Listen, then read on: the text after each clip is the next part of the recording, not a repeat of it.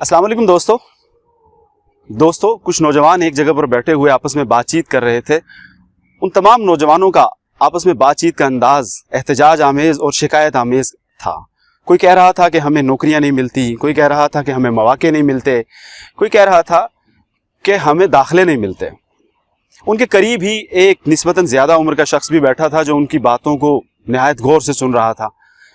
जब वो अपनी बातें मुकम्मल कर चुके तो उस शख्स ने उनसे कहा कि मेरे बच्चों, आपकी शिकायतें और आपका एहतजाज बेजा है।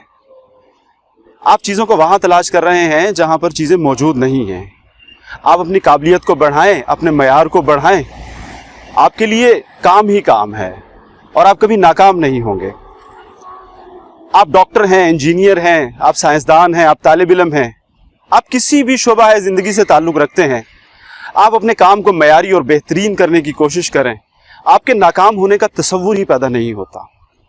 अगर ज़िंदगी में आपको एक चूहे बनाने वाला पिंजरा भी बनाना आता है और वो पिंजरा ऐसा है कि जो बाकी तमाम लोगों के पिंजरों से ज़्यादा शानदार और बेहतरीन है, तो यकीन मानो कि आपसे लोग पिंजरा लेने के लिए आपके पीछे पीछे फिरेंगे। लेकिन लोगों के साथ क्या मसला है कि वो ऐसा पिंजरा बनाकर मार्केट में आ जाते हैं जिस तरह के हज़ारों पिंजरे मार्केट में पहले से मौजूद हैं, और जब उनका पिंजरा सेल नहीं होता, वो नहीं बिकता, तो वो शिकायत और एहतजाज पर उतर आते हैं। तो मेरे बच्चों, आप अपने मयार को बुलंद करें, आप अपने काम के मयार को बुलंद करें, कामयाबी आपका कदम चूमेगी।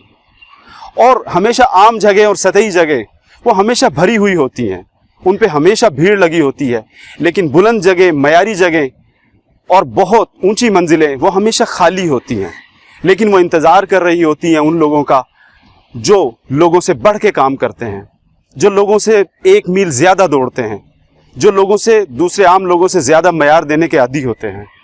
आप भी अपने मयार को बेहतर बनाइए, आप भी अपने काम को बेहतर बनाइए, तो यकीन जानिए कि आप नाकामी आपका मुकद्दर नहीं बनेगी, बल्कि आप जहाँ जाएंगे वहीं पे कामयाबी आपके कदम चूमेगी।